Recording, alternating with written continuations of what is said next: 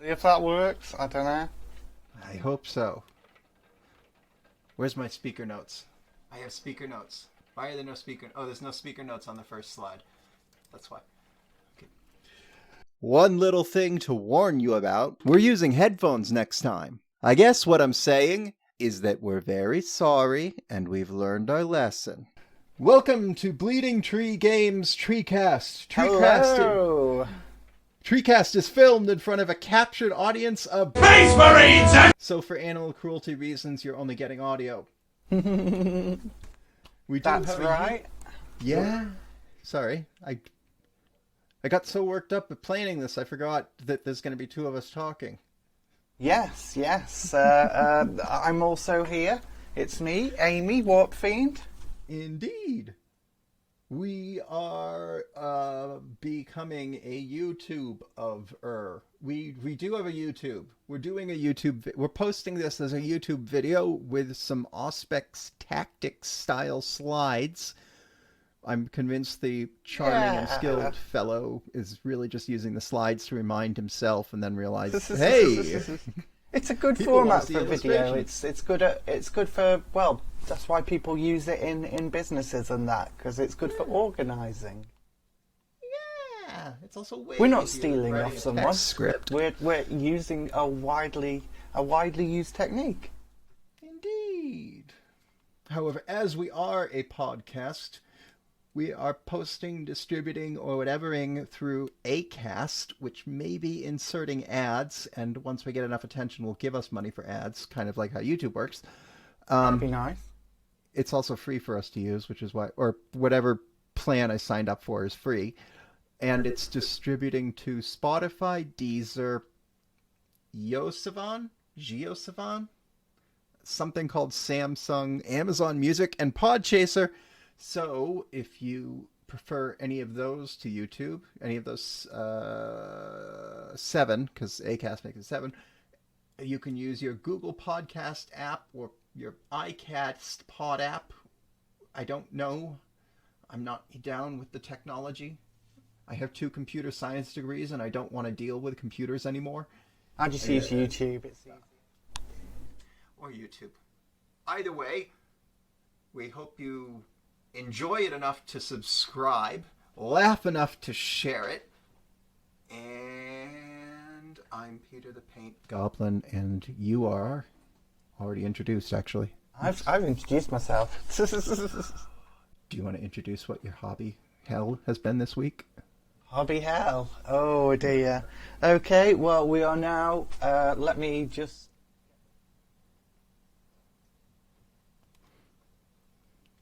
weeks. We are now 22 hours, 22 days, 16 hours, 18 minutes and 20 seconds away. I figure that has been heavily weighing on my mind. I've had a few setbacks over the last week, but then a load more victories, a load more things that have just come together that I'm super happy with. I've got to the stage where I've just finished building my diorama, like completely sanded down the sides and got some paint on it at last, which has been driving me mad. I felt like I couldn't relax. So, yeah, at the minute it's refining, finishing up, get everything looking good, working out all the extras like random bits and pieces.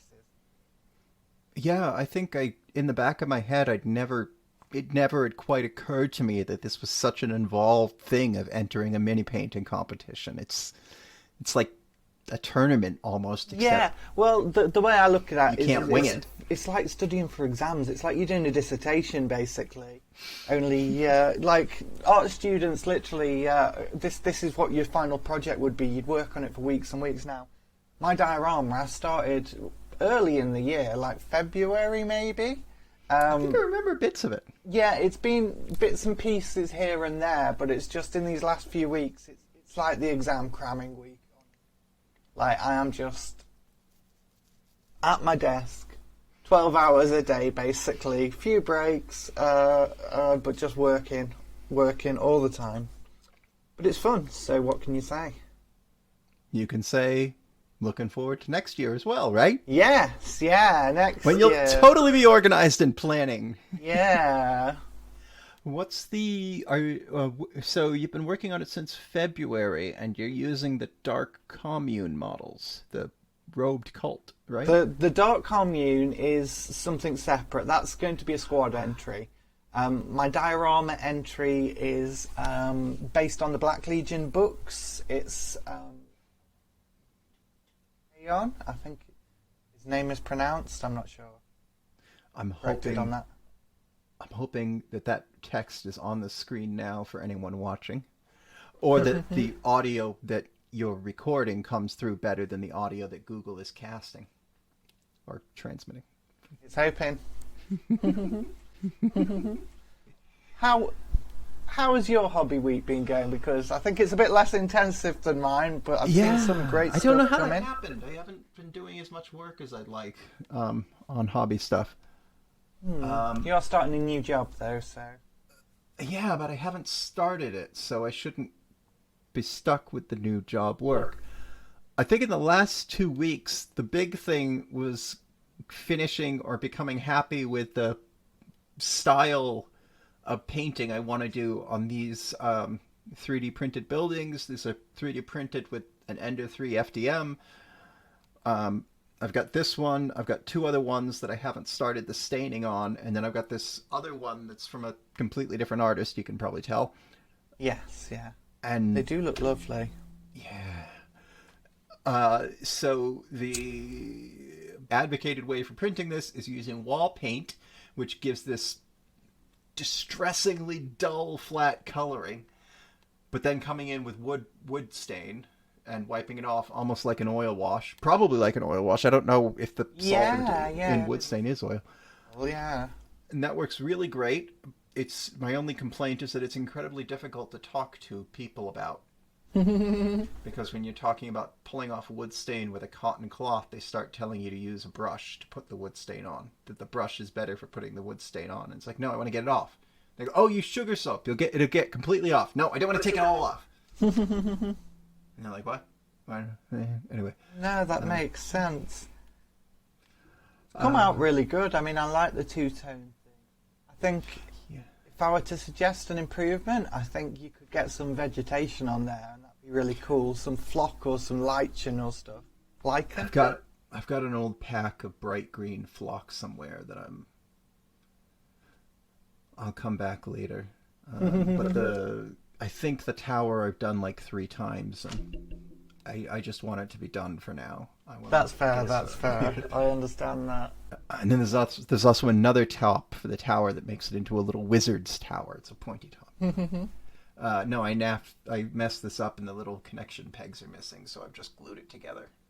Well, to be honest, like that's probably the best top for it, because obviously if you're playing minis game, you would want to put things on top of it, really. I can also it's a 3D printer, so I can make more. Yep.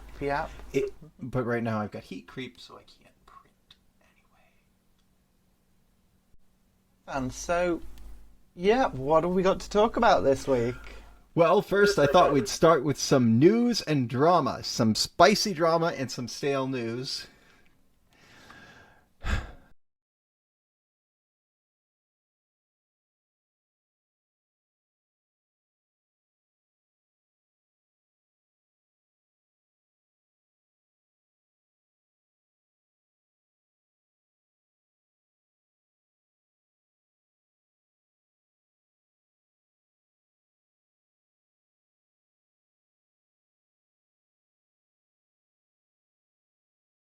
Well, the stale news is stuff from the last podcast that I think I've sort of gotten wrong, mostly.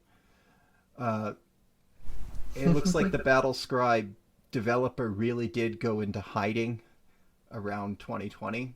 He said for mental health, or they said on Twitter for mental health.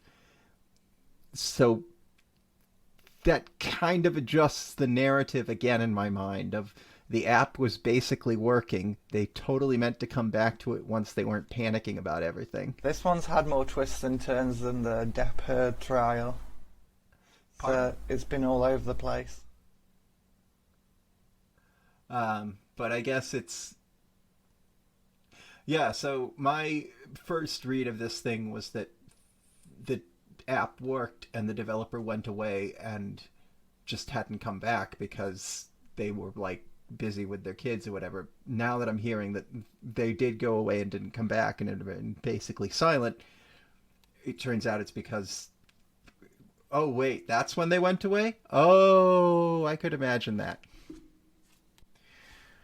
My second bit of grumpiness was that we haven't seen what's in the fall Underworld set, which I guess is expected because they've just revealed the Khorne warband. Yeah, it was a good warband. Yeah, it is. I'm excited. I guess I'm excited. I don't know if I'm excited. I really like the guy who's turning into a Khorgorath. The guy who's turning into a Khorgorath. Who's got the big... That's the big thing. I've got nothing in here about it. Why don't we take the reins and tell me what a Khorgorath is? Right, so the Khorgorath thing. I think that's Khorgorath. Yeah, the big beastie you got in the AOS first edition box set. I love that thing. It wasn't anywhere else in the lore. Like I don't really know the lore of it. I don't really know much of the Age of Sigmar lore.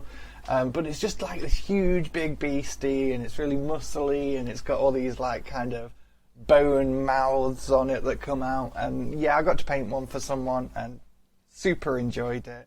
And yeah, this warband is apparently in the process of turning into one of those. And yeah, I didn't know they came from people. That makes a lot of sense. I guess they're like kind of chaos spawny thing. Yeah, I'm down with that. So you painted one of these, and if people want to see it, will it be somewhere on your Instagram? Don't know that it will. This was so many years ago. It might be on my Instagram back in the mist. You know, people should go check out your Instagram. There's Khorgorath. Yeah, warp beams. Yeah. There's that pumpkin monster, scarecrow monster showing someone else right. I know grown-ups. I know grown-up painters. Any kind of grown-up painter. You still drink all your soda out of cans, so I don't know how grown-up you could be. Well, yeah, it's... Or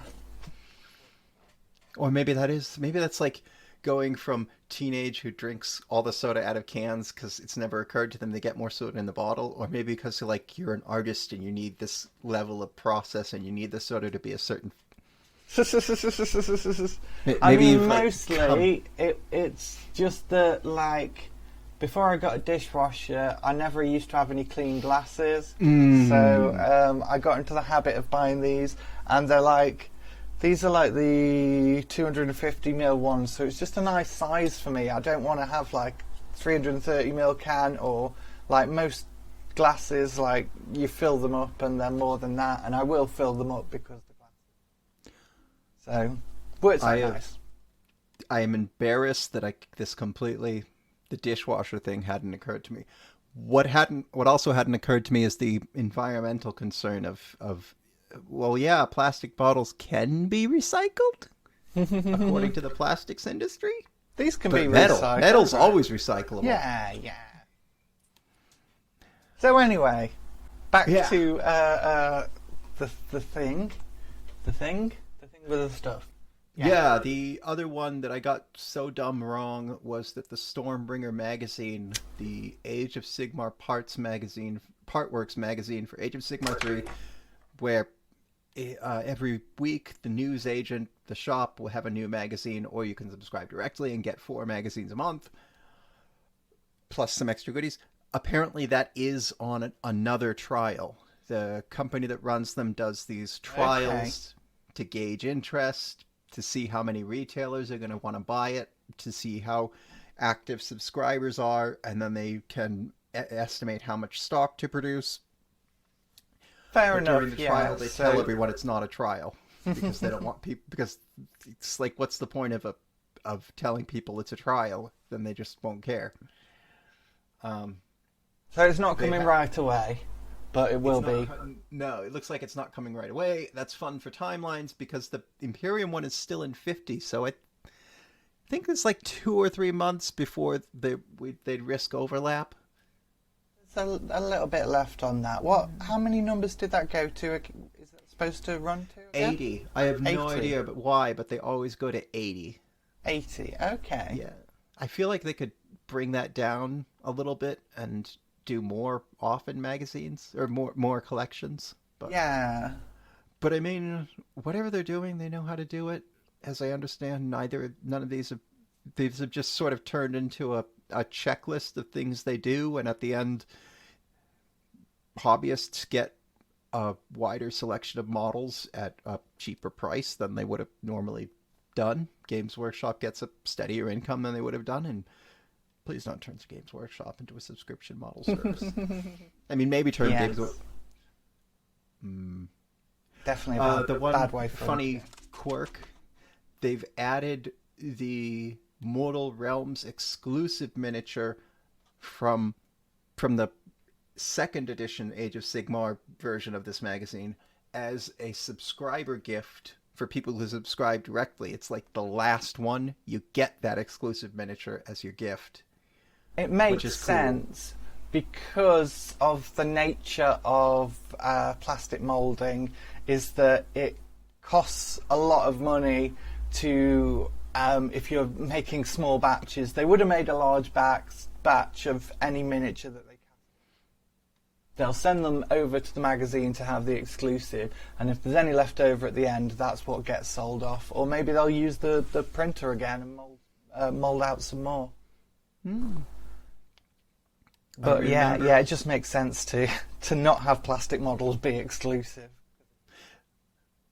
Well, I don't think they've done this before. I think the last... So, if you subscribe directly to the magazine through the publisher, you get gifts. You get the magazine about the same price as if you bought it in the shop or if you bought it from Forbidden Planet. But if you subscribe to the publisher, they give you stuff. With the first one, they give you some glue and clippers and a scraping tool, I think. Eventually, they give you some paint brushes. I think with the Imperium magazine that we both have, wasn't there a coffee mug? Yeah. And a painting handle, but instead of the painting handle... There you go. I was drinking from it earlier. Yeah. So it's just... It's cute. It's charming. It's a persuasive thing to go direct to the source and pay basically manufacturer price. But having it be an exclusive miniature feels spicy, but cool. Yeah. And I like the story of the miniature, that it was a welcome to the business project for a new sculptor, and they were supposed to sculpt it and go back and forth with the team lead until they got the sculpt right, and then they move them on to something more interesting or relevant. But it turns out everyone's looking at this and going, "Hey, that works." What do we do with it? I don't know. Make it a magazine prize. Okay.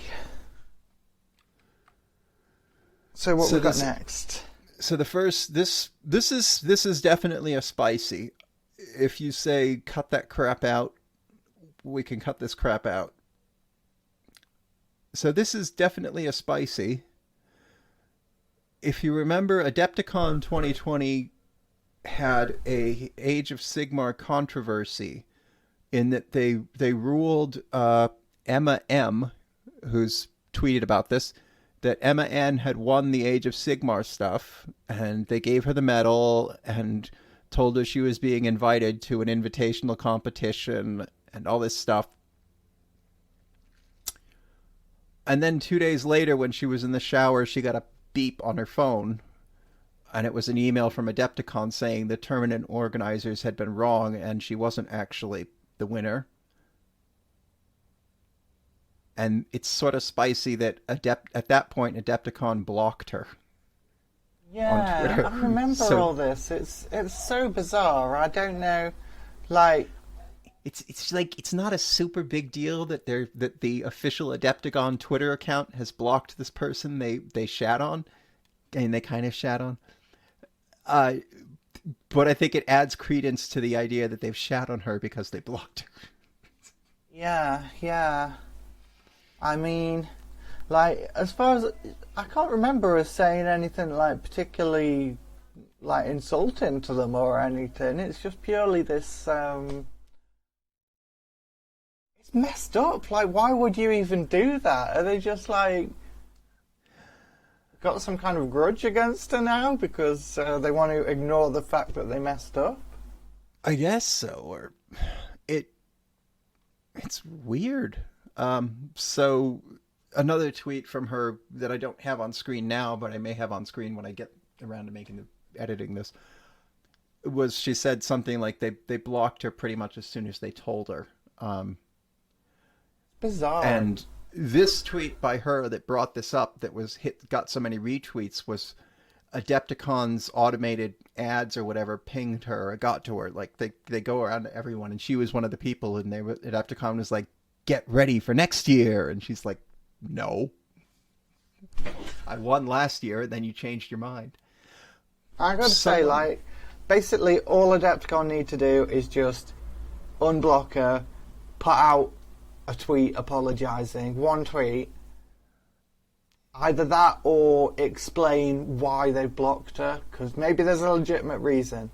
Like, maybe they know something we don't, but at this point it's just like...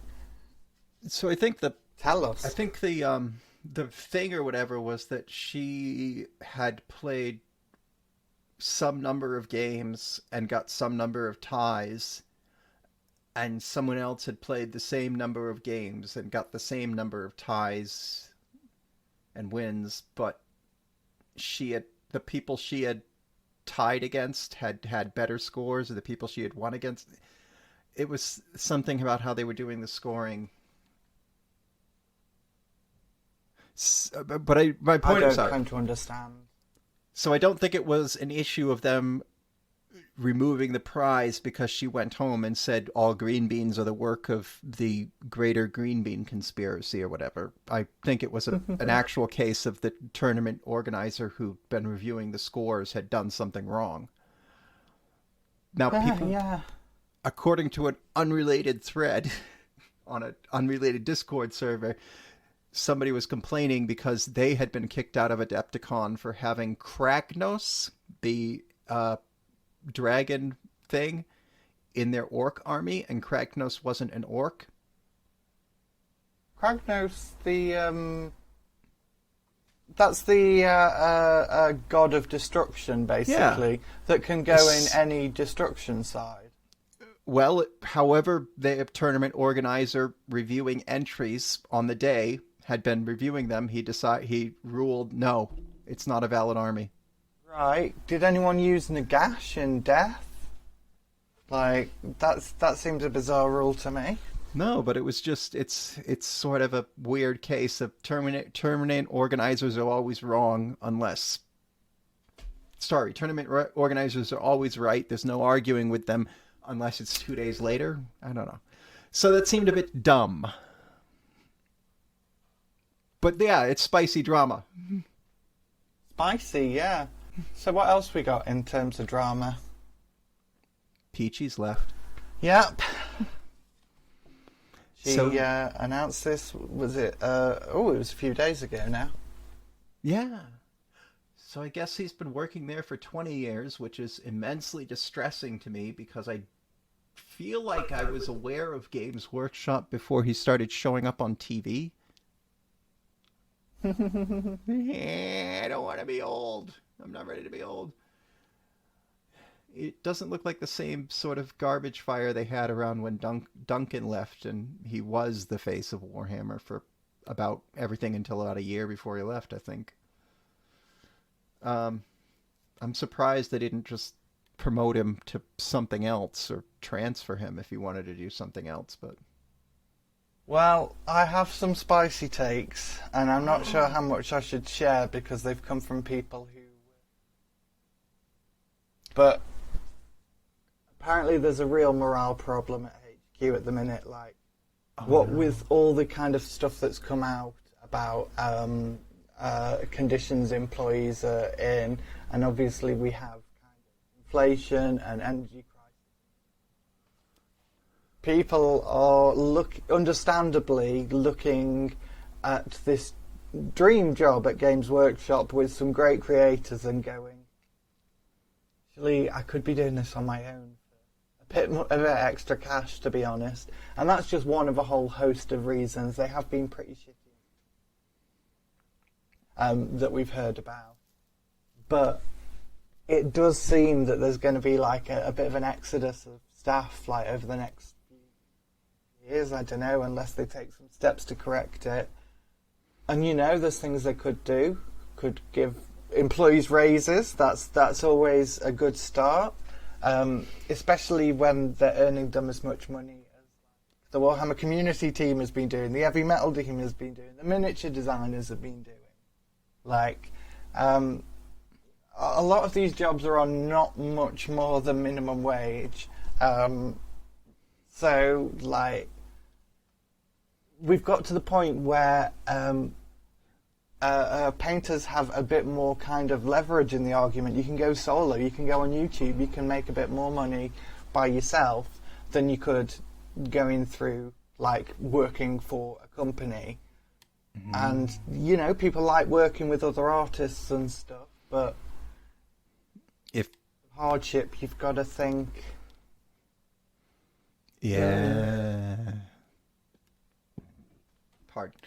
I'm now wondering, is he like gonna start up or join one of the monthly 3D printing model things, and they'll be and do like, hey, you should buy our minis because this month they look like this. Here's how to paint them.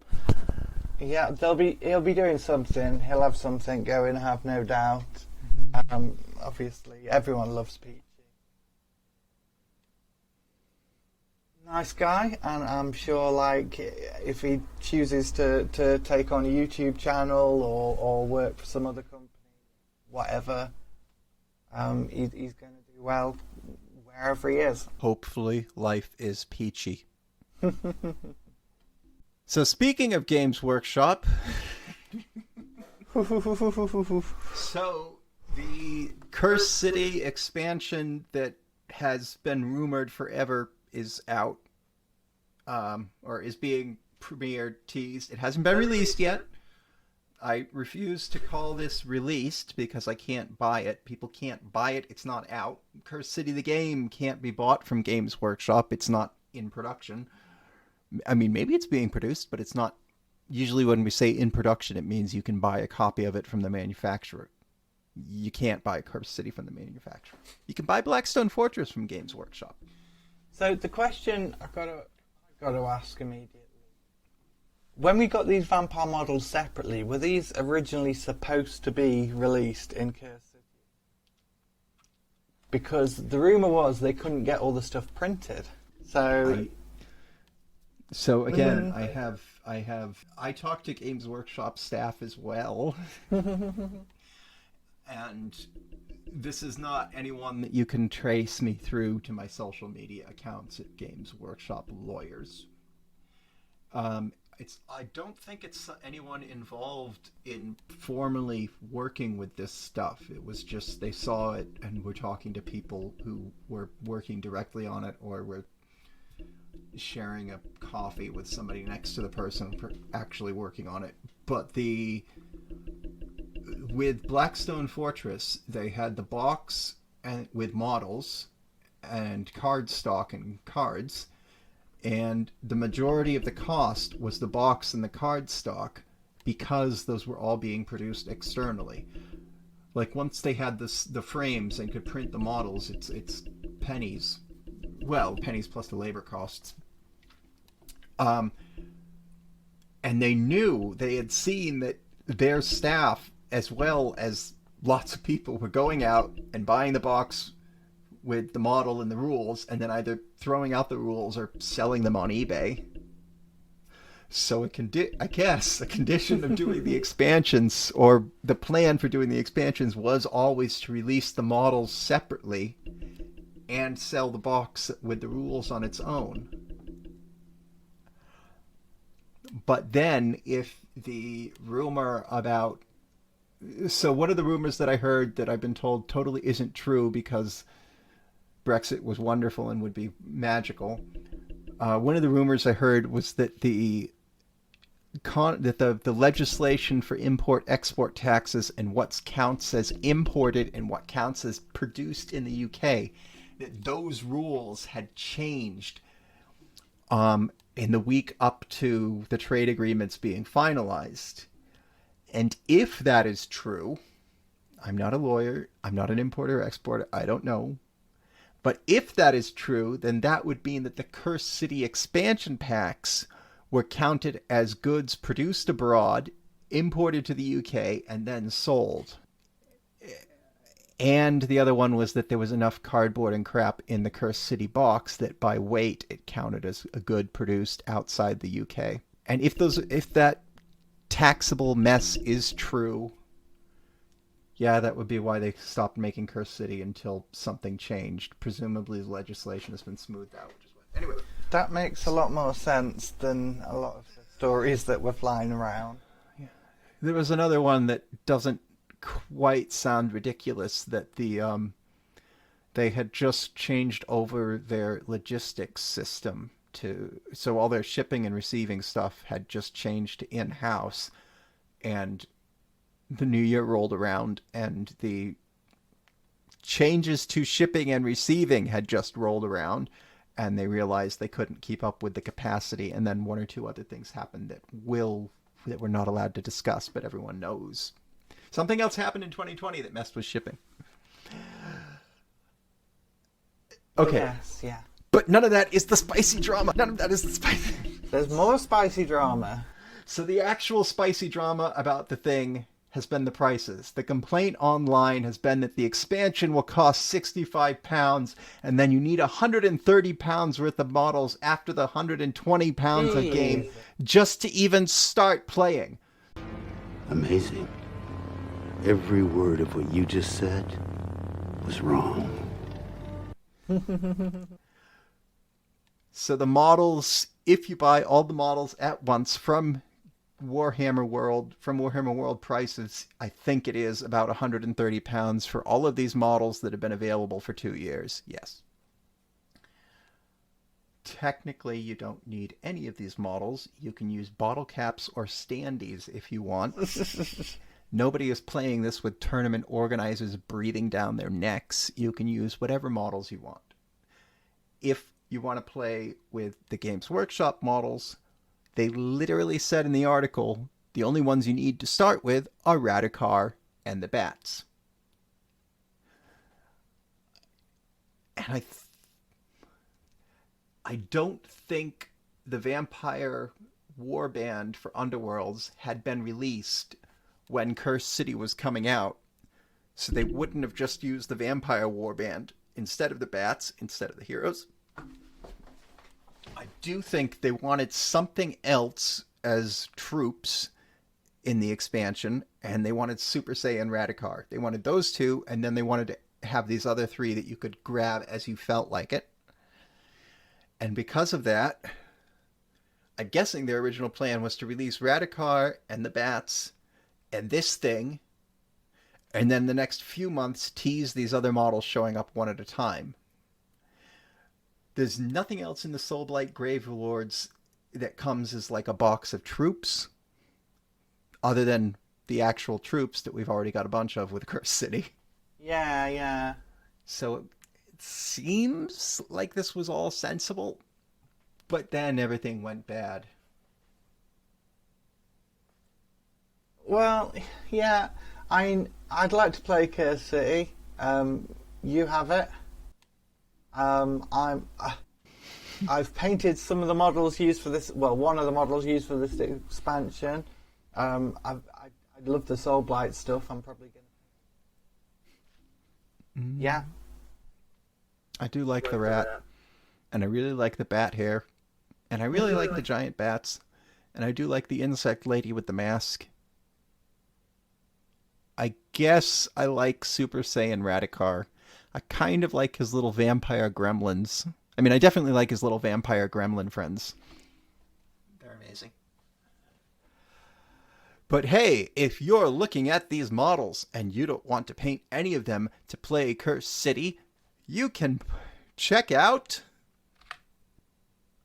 the game this week that Tammy and I were going to talk about before Tammy got sick. Well, I was going to talk about one, and then Tammy was going to talk about one. Okay. Pardon, do you mind that I'm just sort of railroading you through this? No, go for it, go for it. So the game this week that I was going to get excited about is Malifaux did have a reveal during the first day of Nova Open. Oh, okay. And because I'm not up to speed with Malifaux in the way I'd like to be, I didn't realize it. They do a weekly thing on Wednesdays that I'm aware of now, kind of like how Bad Squidoo does. And then what this information on the screen means is that factions in Malifaux are like the Grand Alliances in Age of Sigmar. There are 8 of them, and everybody sort of fits into them. Some units can be shared by everyone in a faction, but usually you'll have a master who's like your general, and you'll get that master in a box with some hench, and then the master can recruit other members to their crew based on the titles of those other members. So it's like you might have your beast snag a warlord, and they can recruit orc units like freebooters, Right. or beast snagga boys to their thing, but they're not going to recruit deathcopters because they got the wrong. So I think that's sort of how it things. And also a few of the Malifaux masters can be part of different factions. For example, there's a Neverborn mimic, the Neverborn are the Malifaux native monster people. But there's a character who is biologically a Neverborn mimic, but he's currently pretending to be a guild administrator for some reason, for some plot reason. And the guild in Malifaux is sort of like a more horrible version of the East India Company. It's like if the East India Company had the market presence of Walmart. So that's what all that information means. The one that got me all excited is there's like a librarian lady. There's a book lady. There's a book lady warlord. So so the reason there's 2 versions of her is sometimes the starter boxes will have just this character and some of their henchmen, and I think that's the one on the left with the little stuffed bunnies. And I kind of hope she comes with like little stuffed bunny henchmen models that scamper around and do stuff while she's trying to read. Oh, those are cute. Yeah, definitely a fan of it. Yeah. And then there'll be some box with more than one of the masters, and that usually has an alternate version of the masters, like the Radikar and Radikar Awakened, or Radikar the Beast. So we had Radikar the Beast and Radikar the Wolf. So the people I think are going to be tied to this character that were shown in the preview were this giant dragon thing with bunnies, or teddy bear rabbit thing. Oh, very nice. This other guy that's just sort of sitting there trying to read while the books float around, which I identify with trying to read while everything's going to chaos, because I was compulsively reading for comfort in American high school. And I don't know if this guy with the ink brush is there, but he looks like it could be tied to it, and he looked cool. Sorry. This is like the concept art? Is there pictures of the minis on there? So so here's a sort of weird thing about the Malifaux stuff. They'll sell the boxes with these very elaborately done, probably more than concept art, and then the models you get will have an identical pose, but they don't show painted pictures of them on the boxes. It's a weird little difference. I've heard some people say it's much better for people's insecurities. I don't know if I like it or dislike it. It's just another way. I think you should show that like a miniature. I mean, the back of the box will have Ah, right. Okay, that's an interesting way of doing it, I guess. Like if you show the actual model. yeah. Fair enough. And then the front of the box will look like this. Oh yeah, I've seen those boxes.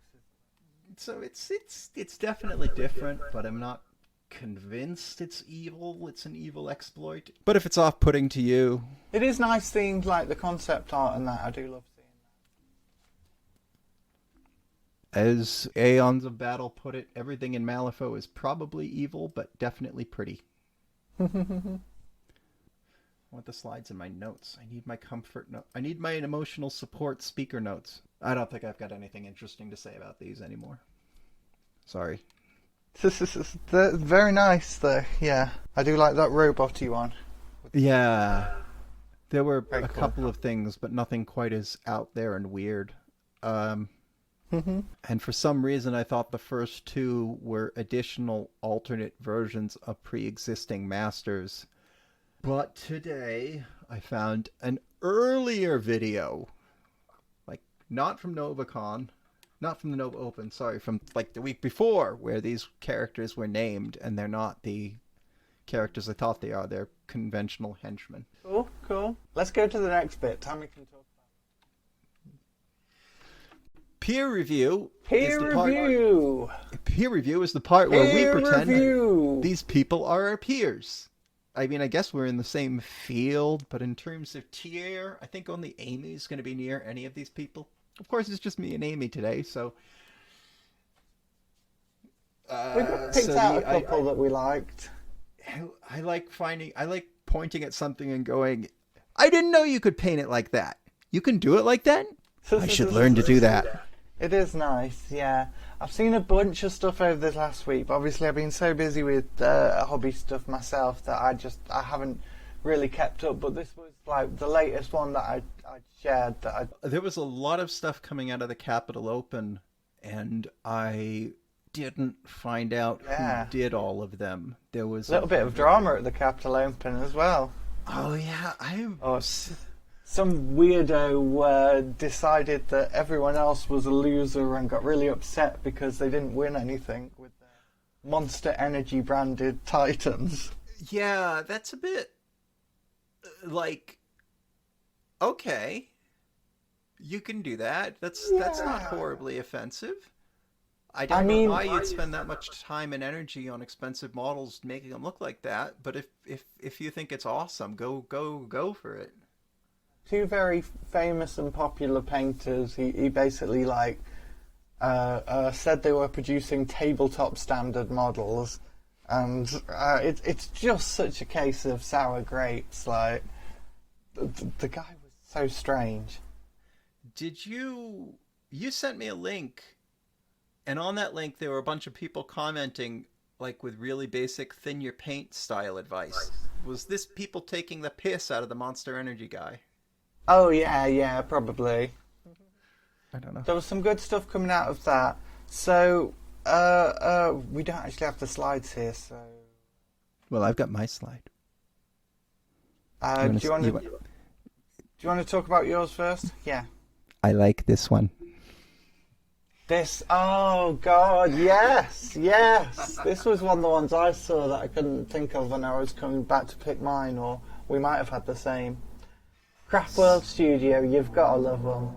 Yeah, so the artist painting this said that, I found this mini as one piece on a sprue of new accursed cultists. It was so easy to cut her from the sprue, clean, and prepare her for painting.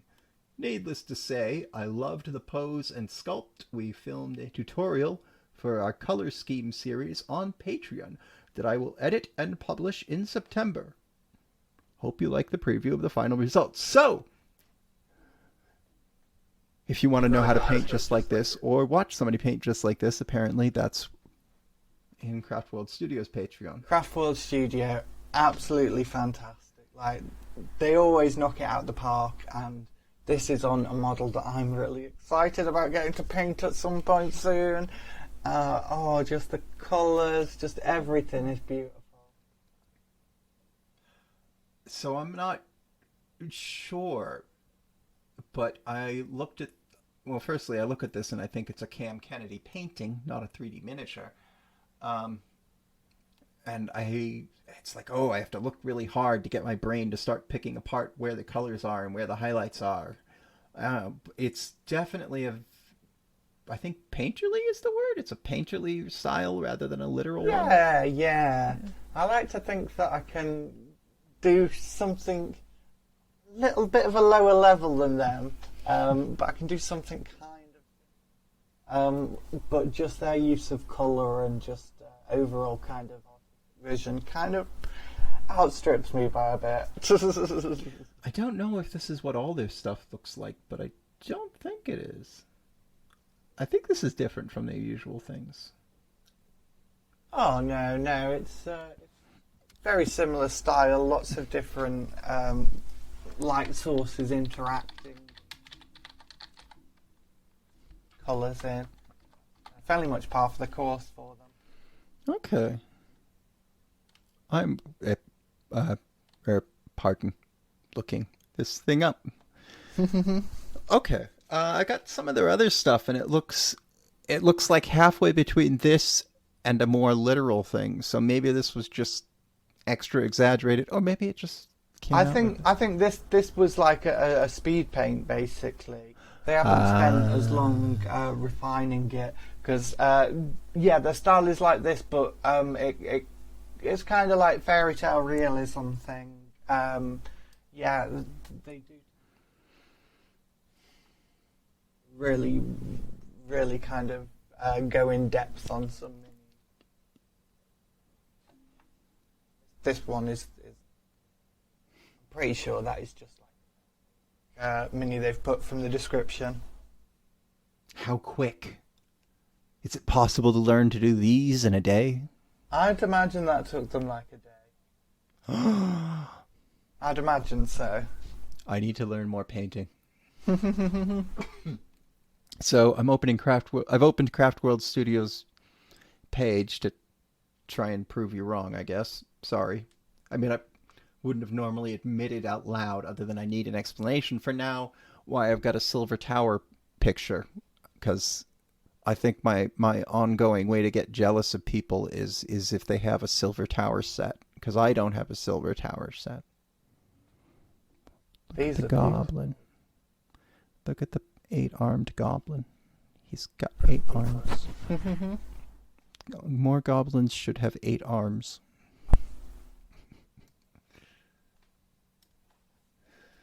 Definitely. What I'd consider like Golden Demon style of maybe like 5 or 6. This was from 2018, I say. Yeah. Yeah, they're more recent stuff. Be a bit more painful. Are they branching out? Oh, these ones are absolutely stunning, yeah, but they've just styles, I think. I must leave a heart, not just a like. Everything's a bit laggy because of the presentation, but that's fine. So why don't I get yours open here, what we're looking at? While you've got that there, go for it. So once again, I didn't know you could do that. Why don't we all do that? You'd been talking about the Kilty measuring tools recently, I think. Someone brought it up. And so they were on my mind, and I saw this, and it's just like something a bit different. I really love the kind of blues and the pinks together. Something that's been on my mind with some of the stuff I've been working on lately. But it's just very kind of synthwave, very 80s, very cool. I love it. You know what I'm going to say, right? What's that? Well, since it's painted like this, it's much easier to see the symbols. So it's good. It's good from a interaction thing. Yes. It's just some beautiful kind of transitions there. It's really nicely done. How all the lines, glares create big impression of volume on this, even though we all know it's a little flat piece of gray plastic. Oh, yeah. See, I like to think I'm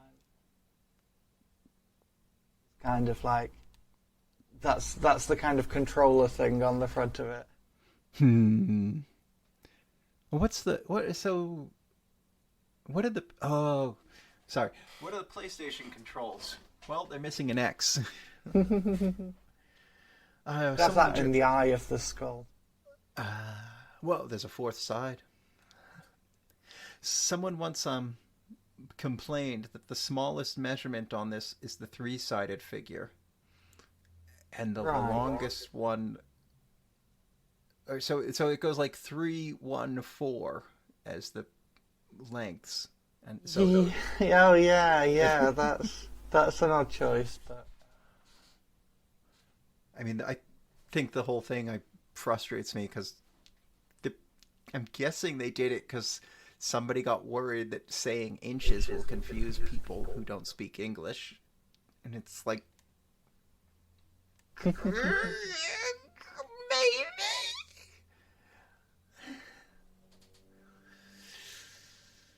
But yeah, I've seen a lot of cool stuff over the last week. When it came to picking one, I couldn't remember half the things because that Craft World Studios thing was. But yeah, I thought this is really nice and just see. Yeah, thank you for bringing this up and showing. Or bringing this up to me, at least. I don't know if anyone else ever watches or listens to these. So this is... I'm sorry, I should announce this for people listening. This is Marauder 340's pair of Kill Team measuring widgets, or combat gauges, I've learned they are. I believe the artist is named Yes, sorry. I'm looking at their I'm looking at their Instagram.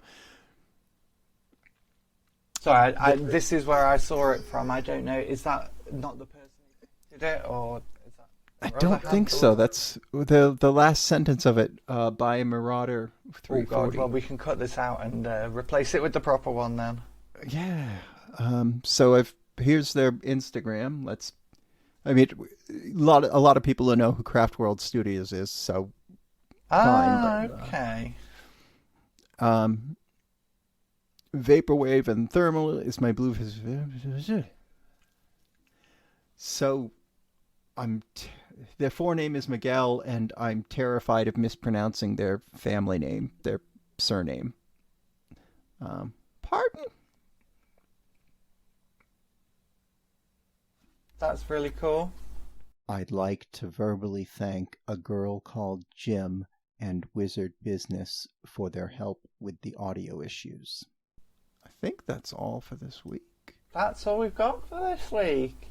Well, in 2 weeks' time, my head is going to be exploding with only a week left till Golden Demon. So we'll see how it goes. Yeah, I'm hoping to have a video done before then. Cool. I'm really hoping to have a video done before then, because that's the schedule. Yep, fingers crossed. All right. I need to get the stuff. Well, that's it for the podcast. We hope you've enjoyed listening to this dumbness. We hope we stayed on topic for the duration, and that you can find the bits you want to check up on once you're at a browser, or otherwise free to pursue your interests and fixations. If you want to hear more of this, we've got some more episodes on the... I forgot to finish writing the outro. Oh, it's, we've got the episodes. There's more episodes on the channel. There's more episodes. Yes. In all places where the episodes are located. But they're all there. But if it's no longer the beginning of September of 2022... you should probably stick to more recent stuff, because we're kind of learning what we're doing as we're going on. Unless you're just like really desperate to hear more of us, or you really want to track where we came from.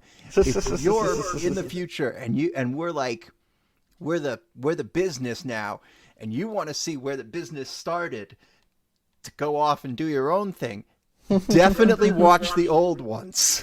Yes, watch this video, please. If you've watched this video to the end, through to the end, please watch this video. Or listen to the episodes on any of the platforms we're doing them on. Yep.